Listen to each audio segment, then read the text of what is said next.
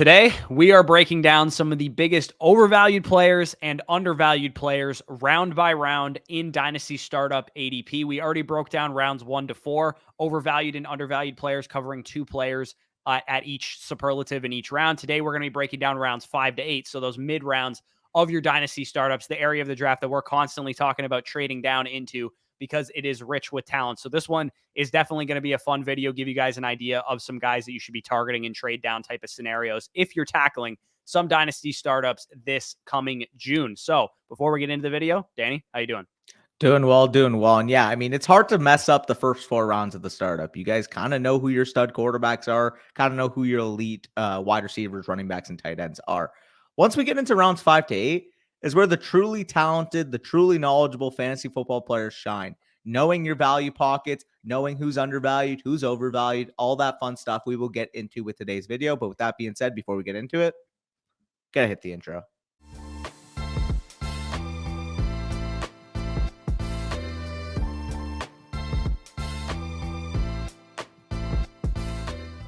All right, so let's start it off with round 5. Like I said, if you skip the intro, we are going through round by round, covering 2 values, 2 busts, or 2 undervalued and 2 overvalued players. And we'll talk about kind of where we have them ranked in our own personal rankings in Superflex, where they're going according to Adeko FF's ADP source from Sleeper that he pulls from the back end. So this is, not our audience's ADP. So this is going to be more applicable to those of you guys that maybe play in more redraft centric league formats that value running backs a little bit higher. So you're definitely going to hear us talk about some running backs being overvalued in this video.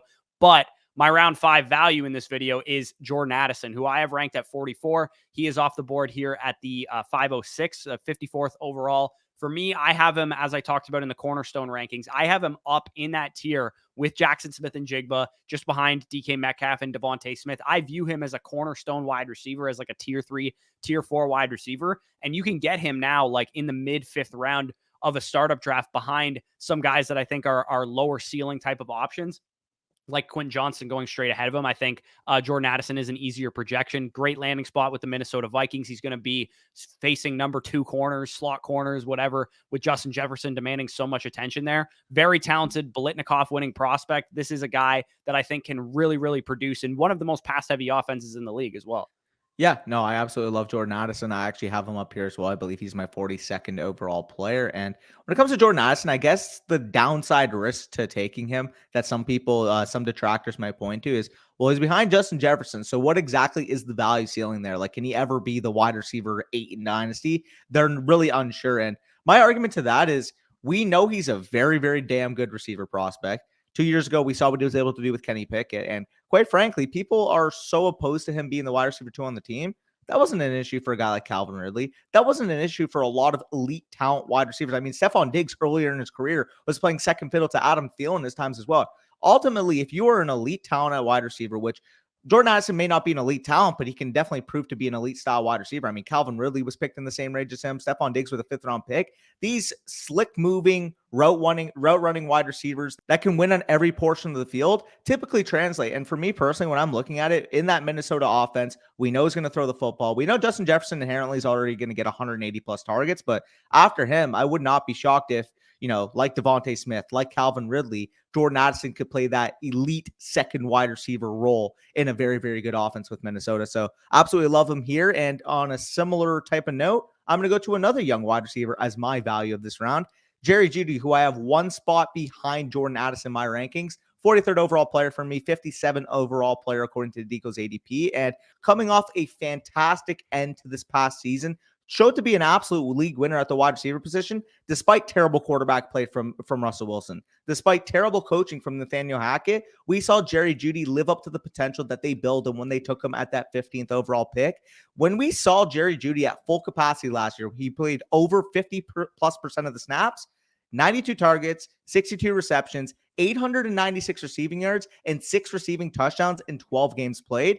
If you were to equate that out, that would be roughly 7.67 targets per game, 5.2 receptions per game, 74.67 receiving yards per game, and about a half a touchdown per contest. That's 15.7 PPR points per game when he was healthy in 2022. Like I already mentioned, still young, not even 24 years old yet.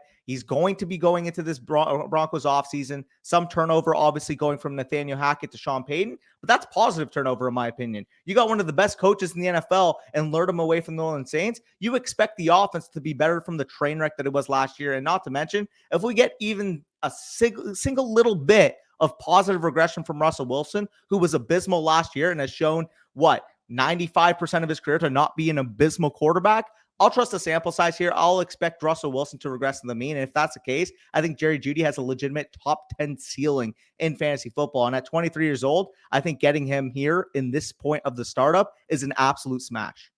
I would be remiss if I didn't say that Jerry Jeudy turned 24 last month, but he is still barely 24 years old. And like you said, if Russell Wilson goes back to playing like even 70% of what he was the 5 years previous of him going to the Denver Broncos, Jerry Jeudy's going to be in for a huge breakout season. And Sean Payton could also utilize him in a similar capacity to, a Michael Thomas type that he's had in the past. 40% of Jerry Jeudy's snaps came out of the slot last year. And I'm sure Sean Payton will know how to drop some concepts for a player like that. So, yeah, I'm all on board.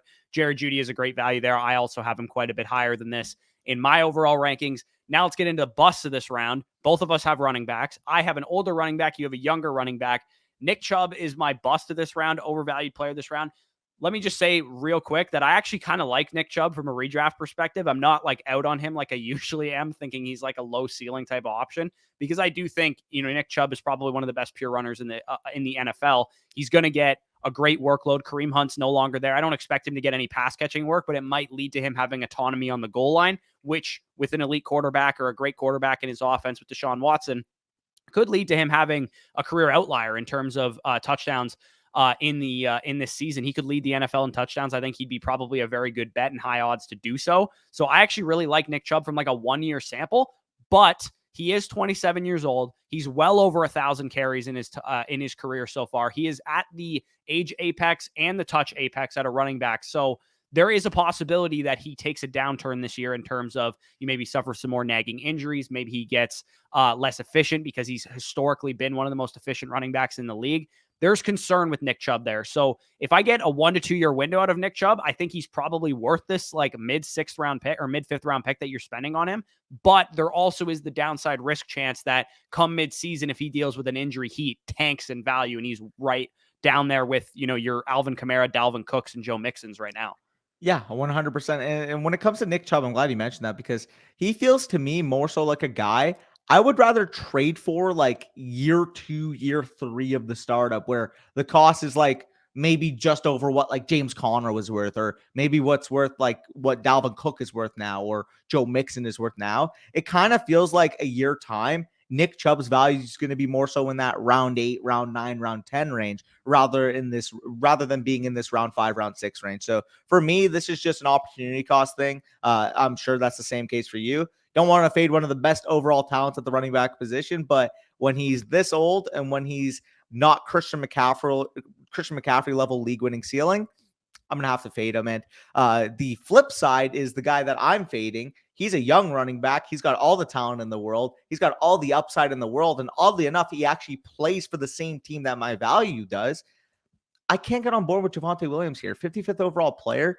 If he was a round 7 pick and I'm absorbing the risk of the knee injury, then I'm okay with taking that plunge, because ultimately I do think he's a very, very talented runner. It could be a running back 1. Obviously, I mentioned the benefits of having Sean Payton come over, but the complications with the knee injury, we don't exactly know what his health status is now. And ultimately in round 5, if I'm looking at it, do I really want to absorb the opportunity cost that he misses the first 4 games, he misses the first 3 games of the season? Or would I rather just build around my wide receivers and add some bet running back talent like Aaron Jones in the 9th round, who, in my opinion, realistically, from a 2023 projection standpoint, Aaron Jones, Javonte Williams, assuming both are at health, I don't even think there's a big discrepancy between them. So I'll just wait at my running back position. Yeah, I actually do have him a lot closer to where he's going in this thing here. So I'll kind of defend Javonte Williams a little bit. I will say that he does kind of profile as somebody that will go up in value if you're okay holding on to him, because I do think he's going to be a volatile asset, right? Like if we go into the season, like you said, he's not on the field till week 5, week 6, week 7. And that's going to be a problem if you're intending on competing. But if you're building out a productive struggle or rebuild or whatever, and you're like, I'm not worried about my production next year, and you're okay just holding him through the storm, like I said, I would rather get him in round 6, round 7, like you said. But I also don't think it's outrageous to say that he's a pretty decent value here. And by mid-season next year, he's going to be back up to like a 3rd, 4th round pick if he's coming back to his full health. And now that we all know, the fantasy industry kind of knows, second year removed from ACL tear, running backs are generally decent targets. If he closes out his 3rd season strong, he's going to be in a contract year next year, going with potentially an improved offense with Sean Payton. Maybe Russell Wilson has bounced back at that point in time. I think he can go up in value quite a bit, which is why I don't actually mind him here. But I do think he is a lot riskier than a lot of the players. Like, I would much rather just take Jerry Jeudy. I would much rather just take Deebo Samuel, DJ Moore, some of the guys that are in this area. But I do think if you're going to go for a running back, it's not a terrible option. Well, that's another thing too, because we're talking relative to this round. Like, there's still wide receivers on the board, even through like round 8, that I think are very comparable. Like, if you were to tell me right now that you prefer Deontay Johnson to Javonte Williams, I don't think that's a bad take. If you were to tell me that you preferred, I don't have this actually. Actually, I do think I have this ranked, Amari Cooper over Javonte Williams, I don't think that's a bad take. So I just personally think that given the ADP list that we got from Adiko, that I just love the value of the wide receivers so much that I just don't want to take running backs.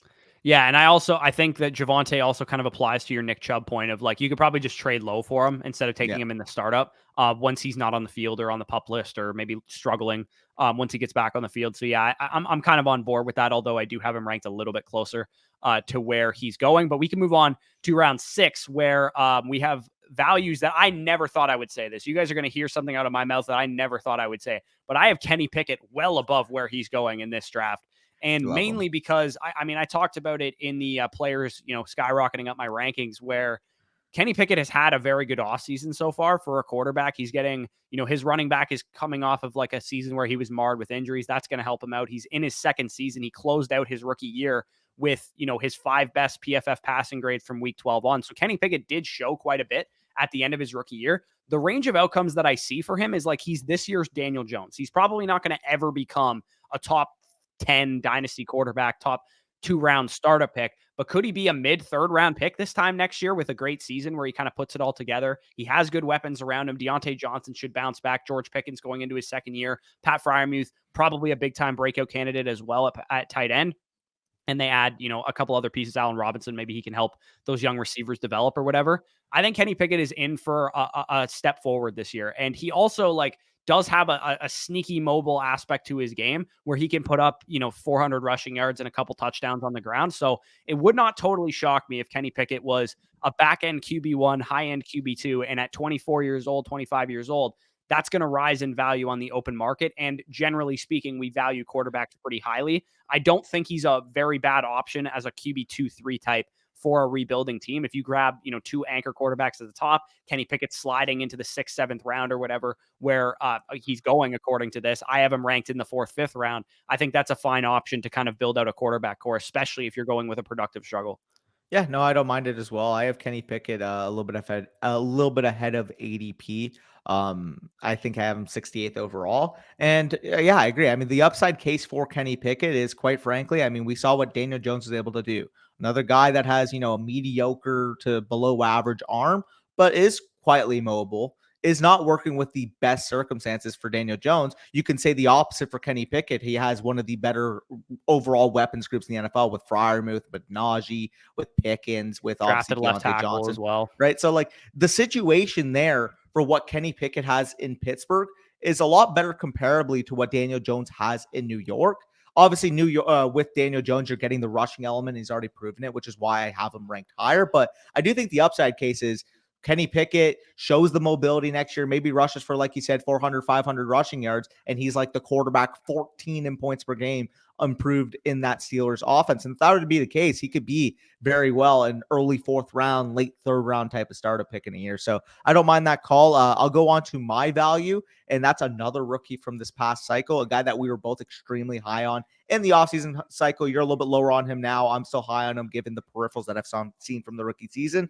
I have Treylon Burks as my 52nd overall player, 65 according to Deco's ADP. And For me, it's honestly just depending on what narrative you want to run with the season. Obviously, he dealt with a lot of injuries. The box scores weren't really there. He didn't really get a high snap share. But when you break down when he was on the field, he was genuinely a very good player. 18.3% target share, 1.51 yards per team pass attempt, 1.75 yards per route run, and a 21.3% target rate. I understand the Titans offense made you want to basically poke your eyes out at times with how ugly it was to watch.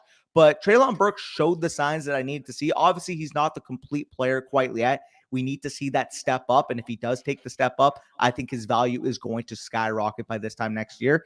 He is very weird because there's a scenario where he's a 10th round startup pick next year because he doesn't prove it. Or there's a scenario where he's a 3rd round startup pick next year, and he's coming off an 1,100-yard breakout season. Like, I genuinely think the range of outcomes for him is much more volatile than the other players in this range. But I love betting on young, appreciating players hitting their upside case. Yeah, I would say his value ranges from anywhere from like where Devontae Smith is going now to where Rashad Bateman is going now. Two guys from the same draft class, kind of opposite sides of the spectrum. There'll still probably be some buzz and some excitement around Burks if he doesn't prove it this year. Maybe he deals with more injuries. Titans offense is unwatchable again, whatever. But if he does break out or at least has great peripherals like 27% target share, maybe he has like Drake London's rookie season, except as a second-year player, he'll probably have a big-time value accumulation. So I actually have him about ranked where he's going because I just think the downside risk factor is more likely given what I saw from him and given what Matt Harmon charted in reception perception than the upside case. Although I do think the upside case is still there because I did believe in him as a prospect. I think it's about a 50-50 shot that he hits kind of thing.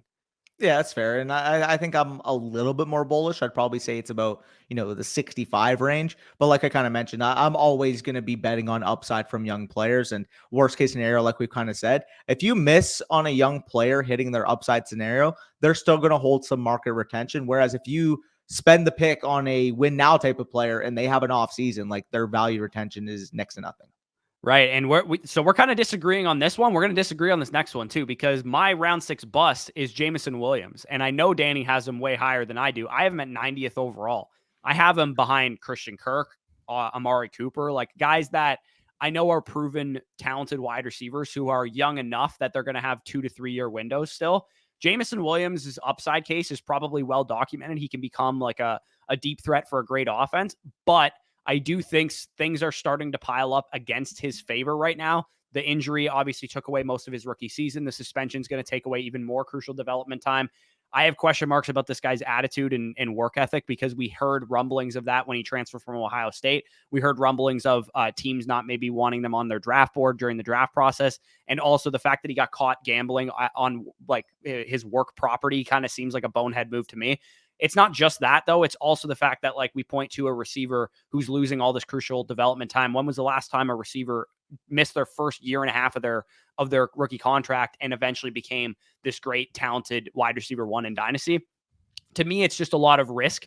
And especially if we get to the point where, it's week 11, he's come back 5 games off of the suspension. And not only is he not performing at a high level, he might not even be a starting player at that point in time. He might be like, on the bench running like 50-70% of the routes or something like that. I think the Dynasty community will give up on him faster than people initially might realize. And that's why I'm a little bit lower on Jameson Williams. So for Burks and for Williams, I'm scared of the downside risk more than I'm enticed by the upside. That's how I would kind of explain where my stance is on those players. I could absolutely be, I would say wrong on them. I'm kind of just hedging my bet a little bit by ranking them a little bit lower because guys like Christian Kirk, Amari Cooper, guys I have ranked ahead of Jameson Williams, I know they're good players. I know they're going to give me production and probably hold some value. Jameson Williams could be an 11th round startup pick this time next year. Yeah, for sure. He's volatile. By the way, you said we would disagree. I actually do have him ranked lower than consensus. I just have him higher than you. I have him at 77th overall. He's listed 69th here. So for everything you said, that's kind of why I'm a little bit lower on him than consensus. I have him around later, but I still do value the high end ceiling for him because I do think there's a plausible scenario. I don't want to say the Waddle comp because people are going to make it, and not to mention Miami Dolphins offense is one of the most explosive offenses in the NFL. But I mean, with Jalen Waddle, you're getting this elite yards after catch player, can play on all 3 levels of the field next to a high target, high volume player like Tyreek Hill, similar to kind of what Amon St. Brown represents. I get like you don't have Mike McDaniel in there. And like I said, the offense isn't as explosive, but I mean, with what's going on over there with Detroit, with how explosive that they were last year, with how well Jared Goff played, I do see a scenario where Jared Goff throws the ball 600 times. Jameson Williams comes back. He's averaging, a 20 to 22% target share, the clear cut wide receiver too. And if that were to materialize, like we kind of said, everything gets thrown out the window and this guy's a 4th-round startup pick next year. So I do see the upside case, but like you kind of said, there is some volatility there holding me back from getting too much exposure. I believe I have one total share of him in my dynasty portfolio and a more negative room towards Jameson Williams. But yeah, he's just somebody I don't want a ton of shares of, but I want at least 1 or 2 to make sure that if he does hit that high end ceiling, that I have some exposure.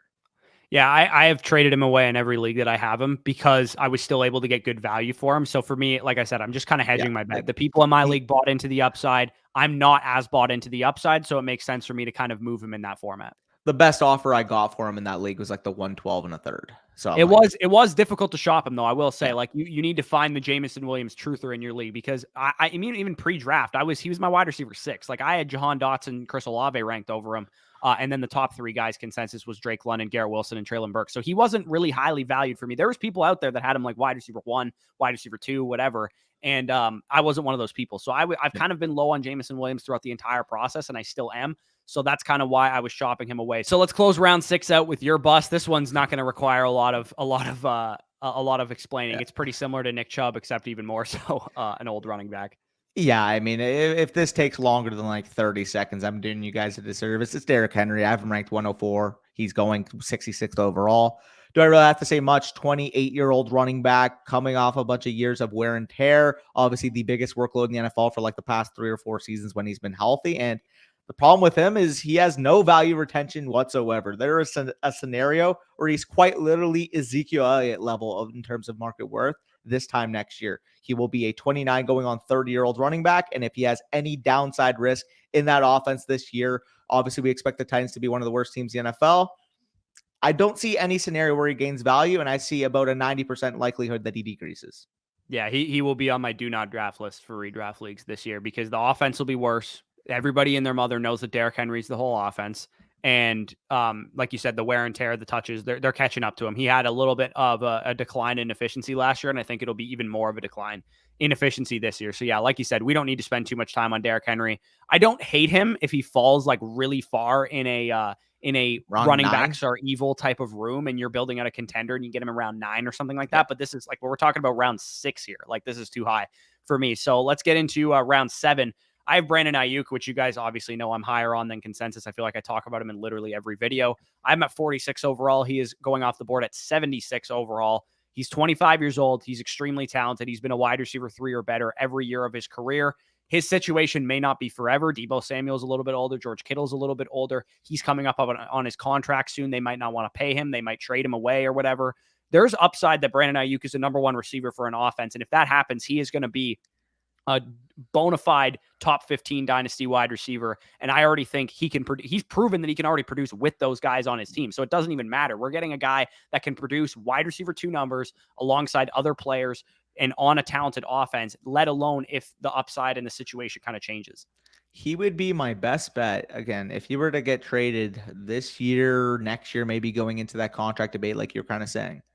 If he were to move on somewhere where he could be the established wide receiver 1, I know they win in different ways, but he would be this year's Stephon Diggs because he's that level of a talent. Like I don't think he obviously like that level of talent might be a little hyperbolic, like Stephon Diggs, top 5 overall wide receiver, but I'm confident in saying that from a pure talent perspective, Brandon Ayuk is clearly a top 20 wide receiver, possibly a top 15 overall wide receiver in the NFL. So I do think if he landed, say, next year on the New York Giants, or maybe he goes to the AFC with a nice quarterback, Texans somewhere like that. Have a 49er scheme. They'd be a perfect fit for him. Pair him with CJ Stroud.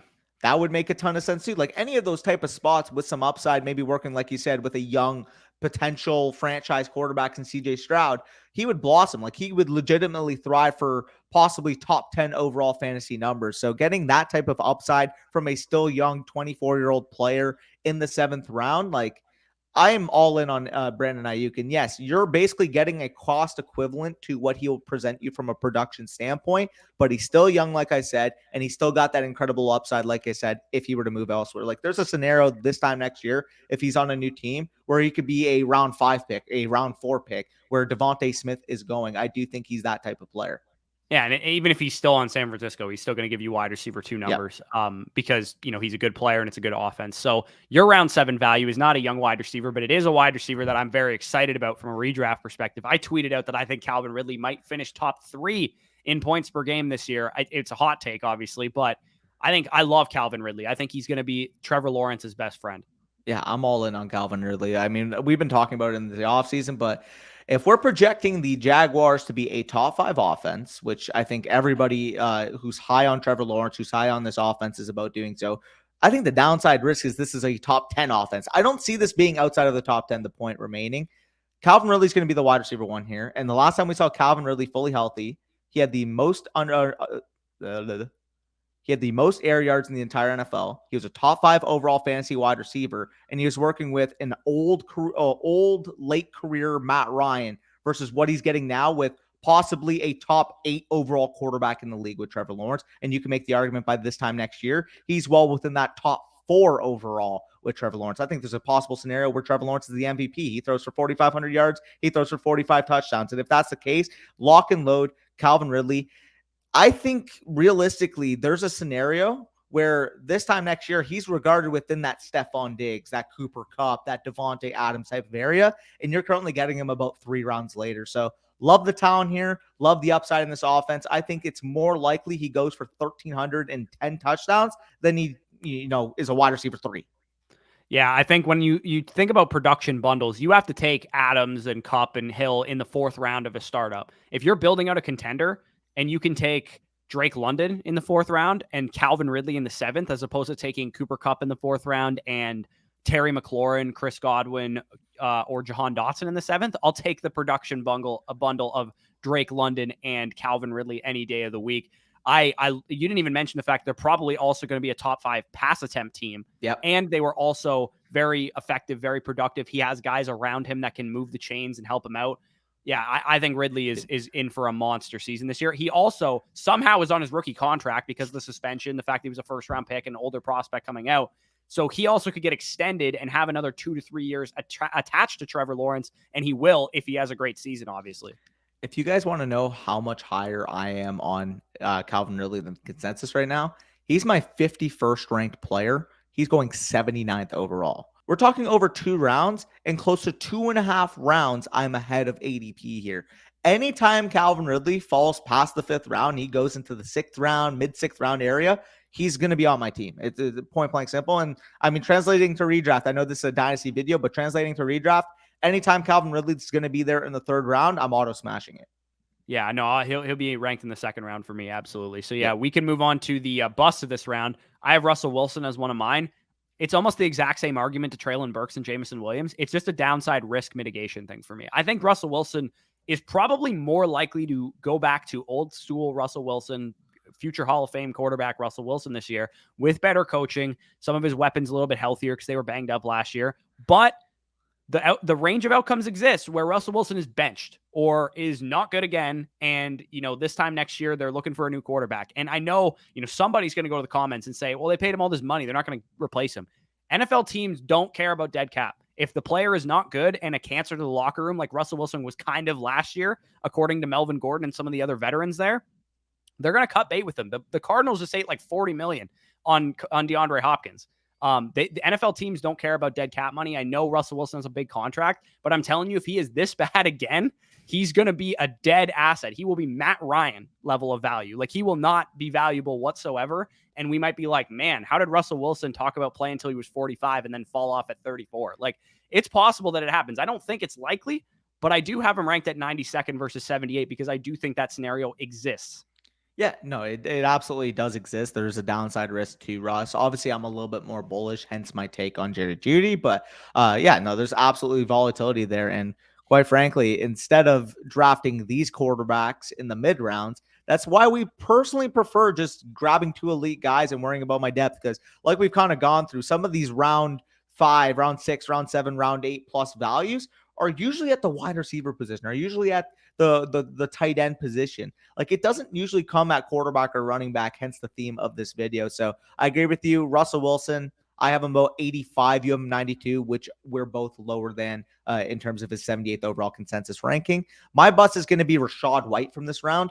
I have him ranked 103rd overall. He's currently going at the 82nd overall pick, according to Adeko. And this is actually a tweet from Ron back in April. 2022 rushing efficiency amongst 60 qualified running backs in 2022. Rachaad White ranking 53rd overall amongst the 60 in rush grade. 58th overall in yards after contact per attempt. 57th overall in explosive run percentage. 56th overall in missed tackles forced per attempt. And 42nd amongst 48 qualified running backs and rushing yards over expected per attempt. He was downright one of the worst, most inefficient runners in the entire NFL this year, or this past year, and now is losing Tom Brady. Baker Mayfield enters the fold, and the Bucs project to be one of the worst offenses in the NFL. What is the upside here other than maybe him getting 75 targets? Yeah. The other thing too is he wasn't a good runner at Arizona State either. So this kind of lines with exactly what we kind of expected out of Rachaad White. His, like, my comparison for him was like Charles Sims, who ironically also played for the Bucs. A guy that can be a great receiving back, but is not like, he doesn't have it like above the shoulders or something. Like the vision isn't there. Like the tackle breaking ability is there in space, but it's not there in the rushing lanes. He was 137th in expected points added last year. Like, this guy could not run the ball at all. And the Bucs offensive line also is not good run blocking. They are a much better pass protecting line than they are run blocking. And they didn't get really any better in that area this year. So, like, he's kind of alone in the backfield right now, but there's still veteran free agents out there. People are going to get cut. People are going to get, whatever. They could bring in some more guys. And I also think even UDFA Sean Tucker is a better pure runner than him. So, yeah, Rachaad White, definitely a sell. If anybody is buying into the fact that they think Rachaad White is going to be an elite workhorse running back this year, even if it's bad offense, I would sell him. Yeah, no, I absolutely agree there. Rachaad White, I can't see much ceiling apart from him maybe having a couple, RB 25 type of finishes because he got a bunch of targets and like 100 carries in long term. Yeah, and I think some people are assuming he's got job security because he was a day 2 pick. I mean, he was like a late 3rd round pick. Like, his job security is no better than Dameon Pierce or Ramondre Stevenson's, who were 4th round picks. Like, it's not really any different than that situation. Not to mention, it's literally the same team that drafted Keyshawn Vaughn in the 3rd round 3 years ago. Yeah, exactly. No, I wouldn't. Like, next year, if we get to the 2nd round and Raheem Sanders falls to the Bucs, they'll take him. Like, they won't worry about Rachaad White unless he has some kind of breakout season, which I don't anticipate. So let's speed through the 8th round here. I have at value Deontay Johnson. Again, another guy that you guys know I've been high on for a while. I chase target shares. Deontay Johnson has been probably the most unlucky receiver in NFL history. 150 targets, pretty much 147 targets this year without scoring a touchdown. There's nothing I can point to tell you that Deontay Johnson was good last year. He was objectively bad. He was really bad from an efficiency standpoint. Yards per target, yards per reception, whatever you want to look at, he was bad. But 2 years ago, this guy was a top 10 receiver in points per game. And he was also very good 3 years ago and as a rookie. So I have a 3-year sample size of a guy who was a great receiver, scored off the charts in reception perception. Even last year when he was terrible, the guy was always open, hence why Pickett and Mitch Trubisky kept throwing him the ball despite his inefficiencies. He's going to bounce back. He's not going to be 147 targets and 0 touchdowns again. In fact, if he had scored 7 touchdowns, which is his expected touchdowns, according to Hayden Wink's his like regression model, he would have been the wide receiver 24 in points per game, tied with Chris Olave. It's very unlikely he's going to be that bad yet again. Typically speaking, if you're commanding that much volume, you're probably a good player that just got pretty unlucky last year. And like you kind of said, you regress him to the mean, and he's just as productive as Chris Olave, who we're taking in the 2nd round at this point. Agree with you there. Deontay Johnson, really good value. I'll go to my value, and that's going to be a guy that I did not think I would be talking about in this frame. But, I mean, he's just going so late at this point, I have to make reference to it. Amari Cooper, I have ranked at the 78th overall player, 87th overall player according to Adeko's ADP. And it's pretty remarkable. Obviously, there's a 17th game buffer, so take it for what you will. But in his age 27 season, Amari Cooper tied his career record for targets in a season on a team that was missing Deshaun Watson for the majority of the year and had Jacoby Brissett start 10 games. My bull case, quite simply here, was that he was a top 10 wide receiver in PPR last year. And now we're expecting Deshaun Watson to get a full offseason. And we expect this Cleveland offense to fully form around their franchise quarterback. If Deshaun Watson is even 85% of the quarterback that we know he can be from a ceiling perspective, Amari Cooper's basically locked in to be another top 10 wide receiver season and is basically locked in for 140 targets, 1,200 receiving yards, and 8+ receiving touchdowns on what should be a much improved overall offense. So, although I don't want to be talking about a 28-year-old wide receiver in this frame of mind, I think he represents, kind of 85% of what I mentioned Calvin Ridley in the past round. Yeah, Calvin Ridley's a perfect example of it. Amari Cooper's kind of like the B+ version of Mike Evans, where Mike Evans has been Mr. Consistency, 1,000-yard seasons to start his career. Amari Cooper, when he's banged up, doesn't look like a great receiver because he has full seasons where he's been banged up, and he talks about it all the time. He's like, I think I'm one of the best receivers in the league, but I'm hurt all the time and I'm playing through injuries. It's not that he misses games, but he's always playing through stuff. And it looks like last year he wasn't playing through anything. And that's why he had one of his best seasons. So hopefully he can stay healthy, not deal with plantar fasciitis or whatever the hell he's dealt with most of his career. Because like you said, he could definitely be a great receiver. I am a little nervous just because he's Amari Cooper and he sometimes lets you down when you're all the way bought back into him. Like I was 2 years ago when he was on the Cowboys. I thought he was going to have a monster season and he disappointed mightily. So Cooper, I can't gut feeling my way out of saying he's not a good value. Yeah, no, it's funny with Amari Cooper, right? Because people will point to, oh, Dallas, haha, you're so dumb. You gave him up for a 5th-round pick. It's like everything you kind of mentioned, the plantar fasciitis stuff, like fighting through injuries, like not really being fully honest when he's banged up at times. That was probably the reason why the Cowboys got sick of him. And that's probably the reason why the Cowboys basically dumped him for free to Cleveland. He's still a very, very good wide receiver. He's still arguably a top 20 overall wide receiver talent in the NFL. It's just things haven't really worked out for him. I hope, again, we saw him fully healthy this past year. I hope that's a theme of this upcoming year because I do think with Deshaun Watson in the fold, being that clear alpha wide receiver one on this offense, he could have his most productive season in fantasy. Again, I kind of mentioned 80 receptions, 1,200 yards, 8 touchdowns kind of being the baseline if he stays healthy. There's still, again, like we kind of mentioned with Calvin Ridley, if Deshaun Watson plays like a top 5 to 8 quarterback next year and Amari Cooper is the number one target there's a ceiling range of outcome where he commands 150 targets. He has 1,300 receiving yards. He has 11 receiving touchdowns, and he's the wide receiver 5 overall in PPR. Those would all be career highs for what it's worth. 100%. He has never exceeded 132 targets, 1,189 yards, or 9 touchdowns. So that would be very good for Amari Cooper. Extra but game. I will say, points per game basis, if he's wide receiver 14 in points per game, it wouldn't shock me. And that's going to be very good return on investment for a round 8 player in a startup. You could start your draft with foundational quarterbacks, foundational wide receivers, maybe a foundational running back here and there. And then if you're going to compete, smash Calvin Ridley, Amari Cooper to fill out your flex spots. And that would be some very good production there. I would much rather do that than spend up for Diggs, Adams, Tyreek, and those guys when I can get, younger players in that area of the draft. So let's close this video out with our busts in the 8th round. Again, we're not going to spend very much time on mine because you guys know Joe Mixon is not a guy that I would select draft on probably in any universe because Joe Mixon's team doesn't even want him. Why would I want him? They're talking about cutting bait with him. They're talking about, replacing him and stuff like that. Joe Mixon is washed. He is over the hill. His efficiency was bad 2 years ago. He's over the age and touch apex now, well over it for touches, barely over it for age. And I think that backfield's going to be wide open. Do I think Chase Brown's going to suddenly be a workhorse back? Not necessarily. I think they might add some more competition. I think Joe Mixon will still have value. I just can't take a guy who I view to be a potential dead asset a year from now still here in the 8th round. It's a similar argument to Derrick Henry, only with Derrick Henry, you're probably getting better 1-year production than you're getting with Mixon. I think this is the telltale comparison to Ezekiel Elliott.